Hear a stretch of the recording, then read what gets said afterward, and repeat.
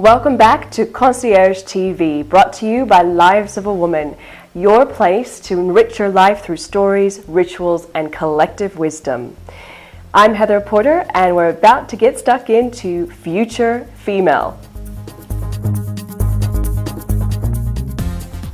This week's most popular article on livesofawoman.com is CNN hero Narayanan Krishnan, Companion to the Forgotten.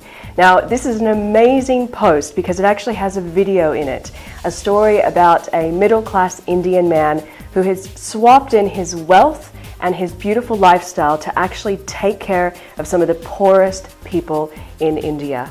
Now, why this post is amazing is because it is incredibly easy to actually spread love and giving messages all over the internet through multimedia. I mean, basically all of us have a smartphone, an iPad, a computer, and a video that we can go out and take snapshots of what's going on around the world. But what's beautiful about this is what we film and what we can contribute to others is incredibly easy to spread online. So this article, being that it is our most popular article of the week, why we think that's special is because everyone, you guys watching this, want to help each other and the world to make it a better place. There's some incredible websites to actually make that easy for you guys. There's a site that we absolutely love, everydayhero.com. And on this site, you can research charities from all over the world, get involved with them, donate your time and your resources as well. So this week's episode is all about giving and how incredibly easy it is to give back to the world with our multimedia, our access to technology. Next up is Di Morgan. Hello and welcome to This Is Real Life, No Excuses. I just want you to think about what Heather just said and that incredible man, Narayan, who talked about nutrition for the mind and nutrition for, the food gave nutrition for the body.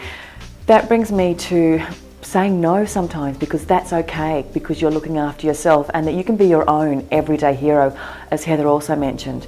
We need to be a hero for ourselves, and we can be a hero to so many other people. And one of those examples was when I was traveling the world. I was living this incredible life, and I was helping a lot of people in the personal development industry. And at the time, my sister's little girl was very sick, and I'd left and I'd been traveling, and she said, no, look, my little girl's okay. And then within a few weeks, she was back in hospital, and I found this out when I called back home from London. And at that stage, I was in London for about 2 or 3 weeks, and I was coaching and working with clients in the evenings, although working sort of 16, 17-hour days during the day. And I actually contacted all my clients back in Australia and said, look, my niece is back in hospital, she's not well, I need to have the evenings to myself. And I decided to say, no, I actually need to take a step back and look after myself and give back to me so that I could be a better me for them during the day. Some clients were just like, oh my gosh, of course, look after yourself, just rejuvenate, fill your cup back up at night, have a good sleep. I had a few clients that actually rang the company that I was contracting to and complained bitterly that I was very unprofessional by having to say that I couldn't work for them in the evenings and work back with clients at night. To me, one, it infuriated me. I thought, how can people be so selfish?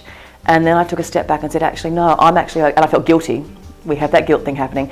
But I felt okay to say, no, this is about me. It's about my niece. I need to be 100%. I'm traveling to do work with the people during the day. I need to be the best that I can for the people that I work with back at home at night. And I wouldn't be my best because my head would be in a different place. So I just want to say, it is okay to say no. It is okay to fill your own cup up first so that you then can give back to everybody else. And just think about the times that you do give to yourself. I think that's something really important to do. And now, please stay tuned for the incredible Ellie, who's going to talk to you about life's little rituals and just one thing that you can do each day. Hey, I'm Ellie and welcome to Collective Wisdom. I just wanted to reiterate something Di said, and that is filling up your own cup. There are so many choices of where we can give our time, our money and our heart to other people. And it can be very easy to do. It doesn't have to be as daunting as it might seem. We think it's really important to say again, look after yourself first. So once you're in the habit of looking after yourself better, what do you do then? How do you choose? There are so many ways you can give and help others. A lot of them center around giving money, and unfortunately sometimes it's just not always possible to give as much as you'd like to really make a difference, or you're not really sure where your money's going to best go. So I've got an idea that pretty much all of us can do, and that's something around using social media. Maybe you've heard the term that you should give 10% of your money away. Well, I've got a suggestion for you if that's not possible, or perhaps you're already giving as much as you can right now. What about if 10% of all your social media was posts around inspiring and sharing? I don't know about you, but we've heard, and this is part of our collective wisdom, that the females in our community are getting a little bit sick of constantly seeing posts, say on Facebook, that say, hey, I'm here, it's sunny and beautiful, and guess what? You're not. Now, there's nothing wrong with that, and it's beautiful to be happy about someone else having a good time.